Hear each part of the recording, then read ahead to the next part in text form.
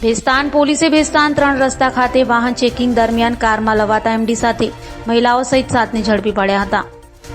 Bhestan police મથકનો staff પેટ્રોલિંગમાં હતો ત્યારે ભેસ્તાન 3 રસ્તા ખાતે બેરિકેડિંગ કરી પોલીસ વાહન ચેકિંગ કરી રહી હતી. તે સમયે આવેલી કારને પોલીસે આંતરી હતી અને કારની ઝડપી લેતા કારમાંથી 3 મહિલા રૂબી અજય વિશ્વકર્મા, ખુશી રાજીત પાંડે, મુસ્કાન અકીલ અંસારી તથા અભય જનાર્દન યાદવ, અશફાક નઝર ખાન અને ઝુનેદ કડિયાને ઝડપી પાડી તેઓની ઝડપી લેતા તેઓ પાસેથી એમડી ડ્રગ્સ મળી આવ્યો હતો, જેથી પોલીસે તમામ વિરુદ્ધ કાયદેસરની કાર્યવાહી હાથ ધરી હતી. સુરત શહેરમાં નાર્કોટિક્સ ડ્રગ્સ અને સાયકોટ્રોપિક સબસ્ટન્સ ની ગેરકાયદેસર જે અસામાજિક પ્રવૃત્તિ ચાલી રહી છે એના ઉપર અસરકારક નિયંત્રણ લાવવા અને એને નેસ્ત નાબૂદ કરવા માટે સુરત શહેર પોલીસને વિવિધ ટીમો અને વિવિધ એકમો તરફથી અસરકારક કામગીરી કરવામાં આવી રહી છે. સુરત શહેર પોલીસ કમિશનર તરીકે શ્રી અનુપમસિંહ ગેહલોત સાહેબ આવ્યા પછી સાહેબશ્રીએ સુરત શહેર પોલીસ ટીમને મોટિવેટ કરી અને મોટા જથ્થાની સાથે નાના જથ્થાઓના પણ કેસ કરવા માટે એક મોટિવેશન આપેલું હતું. અનુભવે એવું જણાઈ આવેલું છે કે જે આ જે ગેરકાયદેસર પ્રવૃત્તિમાં જે સંડોવાયેલ જે છે, સામેલ જે છે, એ આરોપીઓ મોટા જથ્થાની સાથે સાથે હવે નાના જથ્થાઓમાં પણ વેચાણ કરે છે કે જેથી એ પોલીસની નજરથી બચી શકે. એટલે પોલીસ કમિશનર સાહેબે સુરત શહેર પોલીસને વિવિધ રેન્કના અધિકારીઓને આ બાબતે મોટિવેટ કર્યા અને સૂચના આપી કે ભલે નાના હોય તેમ છતાં એ કેસો કરવાની વધારે ઇમ્પેક્ટફુલ રહેશે અને આ જે અસામાજિક પ્રવૃત્તિ જે છે એના ઉપર અસરકારક નિયંત્રણ આવી શકશે. એ મુહિમના ભાગરૂપે ભેસ્તાન પોલીસ સ્ટેશન તરફથી આ બાબતે માહિતી મેળવી અને સફળ રેડ કરવા માટે વર્કઆઉટ ચાલુ હતું. તે દરમિયાન ભેસ્તાન પોલીસ સ્ટેશનના ડિસ્ટાફના police sub inspector Shri S G ચૌહાણને એક માહિતી મળેલી હતી.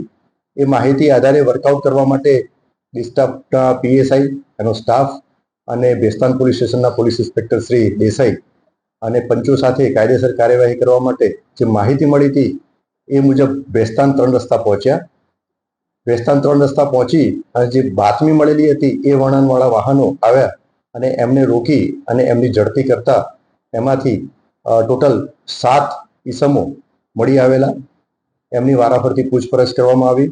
7 ઈસમો પૈકી 3 મહિલા હતા અને એમના અંગ ઝડપીમાંથી શંકાસ્પદ નાર્કોટિક્સ ડ્રગ્સ એટલે કે એમડી મળી આવ્યા. એનું પ્રાથમિક પરીક્ષણ કરવા માટે સ્થળ ઉપર એફએસએલ અધિકારીને બોલાવવામાં આવ્યા.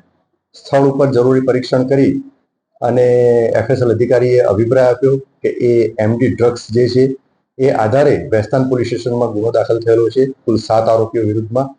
7 આરોપીઓમાંથી 4 જેન્ટ્સ અને 3 મહિલા આરોપીઓ છે. એ ટોટલ 7 આરોપીઓના નામ જણાવું તો એક મોહમ્મદ જુનેદ, બીજા મુસ્કાન અંસારી, ત્રીજા રૂબી અજય વિશ્વકર્મા, ચોથા અભય યાદવ, પાંચમા ખુશી પાંડે, છઠ્ઠા અરમાન પઠાણ અને 7મા અશફાક નઝર ખાન. આમ ટોટલ 7 આરોપીઓ વિરુદ્ધમાં ગુનો દાખલ કરવામાં આવેલો છે. 7 આરોપીઓ વિરુદ્ધમાં પૂરતા પુરાવા એકત્રિત થયેથી આરોપીઓની ધરપકડ કરવામાં આવેલી છે. હાલમાં સદર ગુનાની તપાસ ચાલુ છે. સદર ગુનાની તપાસ અને આરોપીઓની પૂછપરછમાં એવું જણાઈ આવેલ છે કે આ આરોપીઓ દમણ ખાતે એમની બે વાહનોમાં બધા જવાના હતા અને આ આરોપીઓની પ્રાથમિક પૂછપરછમાં 2 ઈસમો કે જેમની પાસેથી આ એમડી ડ્રગ્સ લાવેલા એ ઈસમોને પણ વોન્ટેડ તરીકે બતાવવામાં આવેલા છે. એમાંથી